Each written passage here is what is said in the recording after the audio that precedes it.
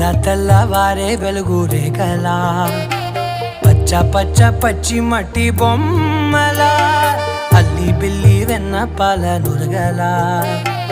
అచ్చ తెలుగు ఇంటి పూల కొమ్మలా దేవదేవుడే పంపగా ఇలా దేవతే మా ఇంట అడుగే పెట్టెనంట బ్రహ్మ కళ్ళలో కాంతులే మా అమ్మలా మా కోసం మళ్ళీ లాలి పాడేనంట.